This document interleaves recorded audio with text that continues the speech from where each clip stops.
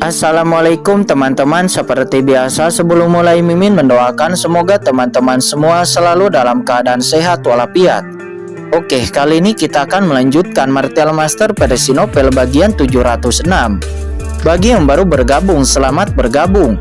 Dan bagi yang belum subscribe dulu lah agar Mimin tambah semangat lagi nih bikin videonya.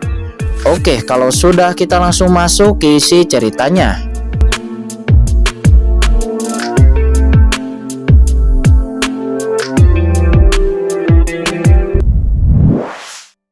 Harus lulus penilaian Tianjuo. Selanjutnya mereka semua mengetahui bahwa Qin Chen telah menyelesaikan toko dari Gedung Wangu, dan semua orang langsung terkejut. Gedung Wangu adalah kekuatan lokal di Guanghan Mansion. Itu adalah merupakan sebuah kekuatan teratas di rumah Guanghan, dan sub-bangunan tersebar di banyak prefektur. Qin Chen baru saja berada di Yunzhou selama lebih dari setengah bulan, dan dia telah menjalin hubungan yang baik dengan Gedung Wangu. Bagaimana mungkin Master Pengobatan Kuno tidak terkejut? Selain itu, Qin Chen juga mengatakan bahwa Papillon Cendi akan bekerja sama dengan Gedung Wangu di masa depan, yang hampir membuat Master Pengobatan Kuno dan yang lainnya gila. Selanjutnya, di bawah tangan Master Pengobatan Kuno, benteng Papillon Cendi didirikan di Yunzhou. Toko yang diberikan oleh Gedung Wangu yang terletak di pusat kekuatan Yunzhou muncul dengan kekuatan baru yang secara alami menarik banyak pusat kekuatan yang berada di kota Yunzhou di sekitarnya. Hanya sehari kemudian, informasi Papillon Cendi telah menyebar ke semua pasukan teratas di Yunzhou. Setelah menemukan bahwa Papillon Cendi sebenarnya adalah kekuatan tertinggi yang telah memimpin 4 kota besar, termasuk kota Changshuan, kota Tianwei, kota Subkuno, dan kota Pengyun. Semua kekuatan yang ada di kota Yunzhou itu terkejut. Kapan Yunzhou diam-diam memunculkan kekuatan yang begitu menakutkan? Selain itu, berita tentang pemilik Papillon Cendi yang masih merupakan seorang pemuda yang misterius, yang dikatakan memiliki kekuatan luar biasa, itu juga menyebar. Apa yang membuat kekuatan-kekuatan ini semakin mengejutkan adalah bahwa penurunan tiba-tiba dari kekuatan top lainnya di Yunzhou, yaitu keluarga Pijiwa. Dikabarkan bahwa leluhur tua dari keluarga Pijiwa, leluhur Li Luo, juga telah dibunuh di kota Changshuan. Begitu berita ini keluar, banyak kekuatan di Yunzhou secara alami bergetar. Selain itu, toko tempat Papillon Cendi didirikan itu adalah lokasi dari Gedung Wangu. Kapan Gedung Wangu dan Papillon Cendi memiliki kerjasama? Berita ini menyebabkan banyak kekuatan di Yunzhou berbicara dan berspekulasi secara rahasia. Namun penilaian Tianjuo hari ini akan diadakan di Yunzhou. Menghadapi peristiwa besar seperti itu, pasukan lain tentu saja tidak punya waktu untuk mempertimbangkan pendirian Papillon Cendi di Yunzhou. Mereka tidak akan memperhatikan semua hal sampai penilaian Tianjuo. Hal terpenting di Yunzhou hari ini adalah penilaian Tianjuo, dan yang lainnya harus dikesampingkan. Tetapi pasukan Yunzhou ini tidak peduli, dan bukan berarti yang lainnya tidak peduli. Scene berpindah saat ini di rumah utama prefektur Yunzhou. Apa maksudmu? Papillon Cendi membuka toko di Yunzhou, tepat di pusat kota Yunzhou, kata seorang wanita muda. Wanita muda ini mengenakan satin sutra. Matanya meledak dengan cahaya tajam. Dia berkata dengan suara yang dingin, dia sebenarnya adalah Li Wanshui.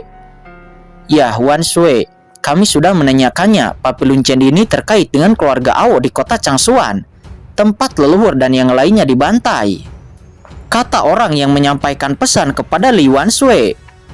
Keluarga Ao ini sangat berani membunuh leluhur saya dari keluarga Pijiwa, dan bahkan berani membuka toko di Yunzhou, kata Li Wanshui. Dia berkata dengan marah, wajahnya yang cantik penuh dengan cahaya dingin. Saat ini, boom, kekuatan jiwa dan api yang mengerikan meledak dari tubuh Li Wanshui. Matanya dingin dengan niat membunuh, dan dia akan segera keluar. Wanshui, apa yang akan kamu lakukan? Apakah kamu akan menemukan Papillon Cendi? Jangan melakukan hal bodoh. Wanshui, Papillon Cendi itu bahkan dapat membunuh leluhur. Jika kamu pergi dengan tergesa-gesa, kamu hanya akan mencari kematian, kata paman dari Li Wanshui. Dia adalah keluarga Li Wanshui yang masih tersisa. Paman, jangan khawatir, aku tidak akan melakukan hal bodoh seperti itu. Aku akan pergi ke Yun Mengje sekarang dan membiarkan Yun Mengje maju untukku, kata Li Wanshui. Setelah mengatakan itu, sosok Li Wanshui langsung menghilang. Li Wanshui langsung memasuki rumah utama, dan semua orang di rumah utama telah terbiasa dengan keberadaannya. Hei, saya mendengar bahwa leluhur dari keluarga api jiwa semuanya telah dimusnahkan. Dia dipaksa untuk bergabung dengan rumah kepala negara kami. Bisakah kamu tidak memasang wajah buruk? Hei, pernahkah kamu mendengarnya? Tuan Zhouji sedang berkumpul dengan keluarga api jiwa. Setelah menerima industri keluarga api jiwa, dia hanya akan menjadikan Li Wanshui ini sebagai selir. Semua orang nampak banyak berbicara. Li Wanshui juga mendengar kata-kata ini.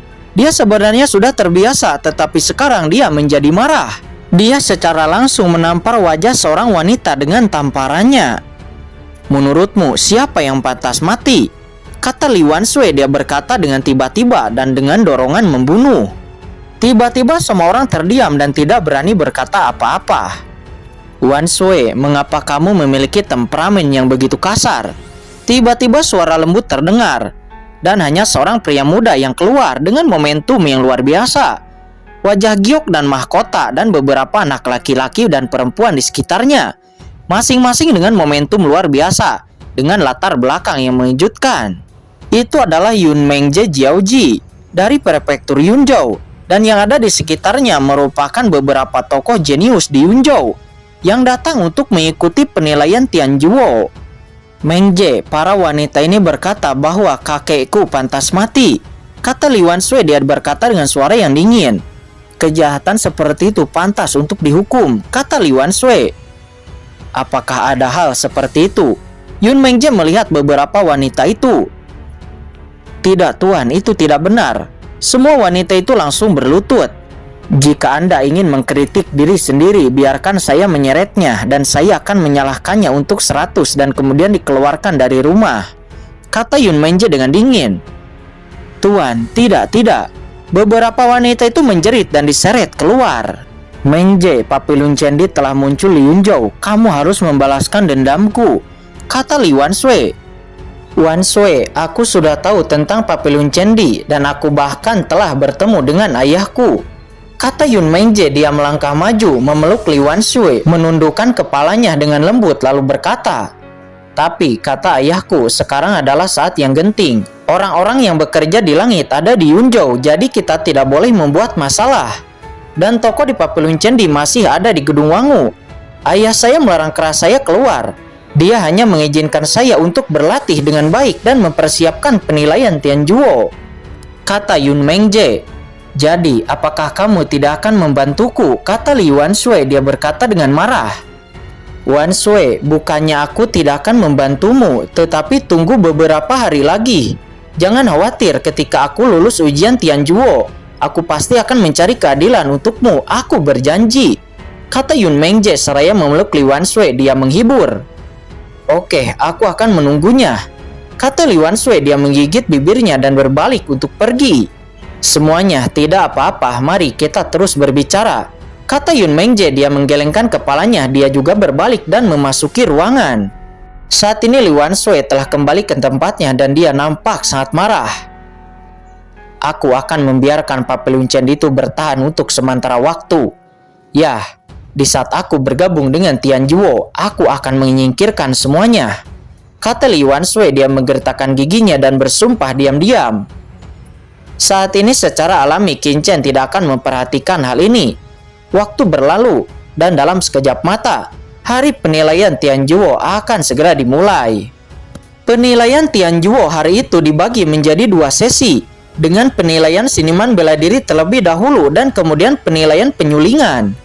Pagi-pagi sekali seluruh prefektur Yunzhou dipindahkan dan kerumunan besar. Jenius yang tak terhitung jumlahnya semuanya berbondong-bondong ke pusat prefektur, tempat penilaian berada. Qin Chen juga membawa Qin Tingting dan Ao Qingling ke pusat prefektur. Tempat penilaian seniman bela diri ini sangat luas. Itu adalah bujur sangkar di langit dengan tangga batu menuju ke awan. Di langit beberapa karakter besar muncul. Saat ini di depan alun-alun besar ada banyak prajurit. Ada ahli suci panah, ada ahli suci bumi, dan bahkan ada ahli suci surgawi yang kuat. Tentu saja yang paling banyak adalah penguasa ahli suci bumi.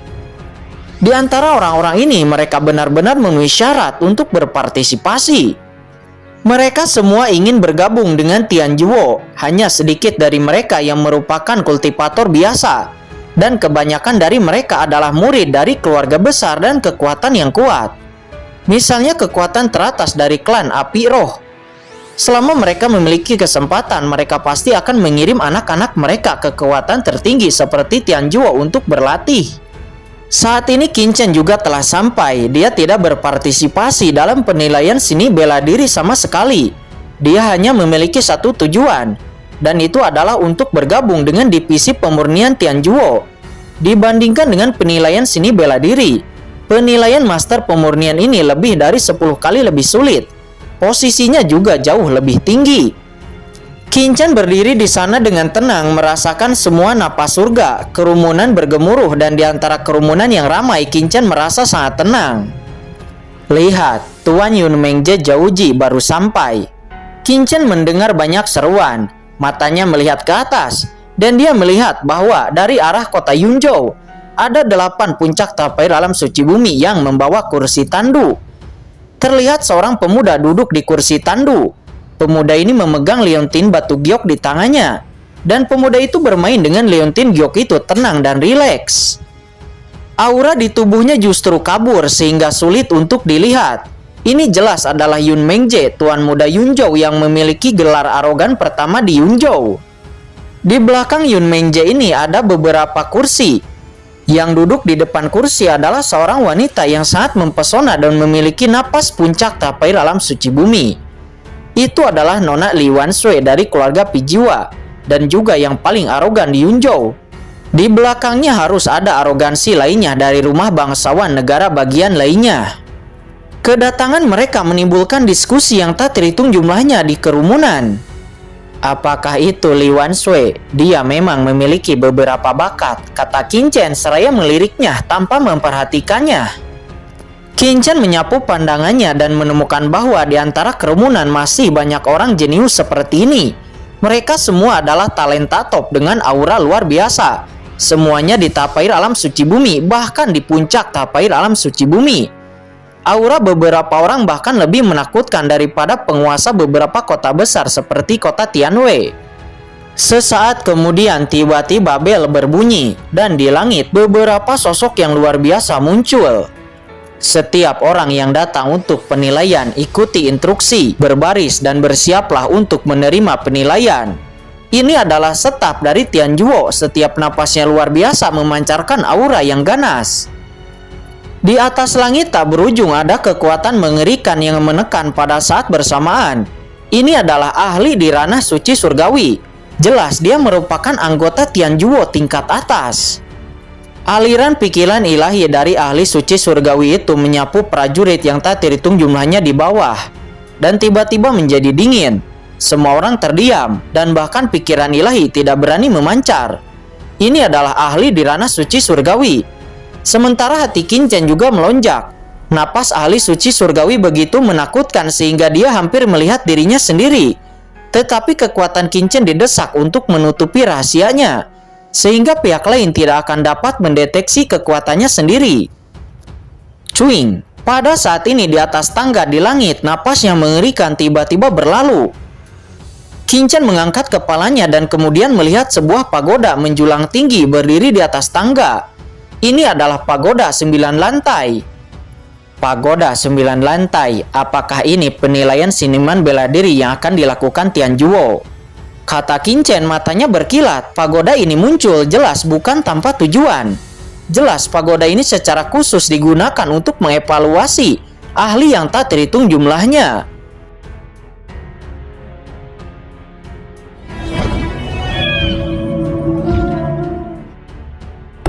Oke guys, sudah dulu ya. Jangan lupa subrek biar lanjut terus ceritanya. Bagi yang sudah subrek, mudah-mudahan dimudahkan rezekinya. Mimin undur diri. See you next and goodbye.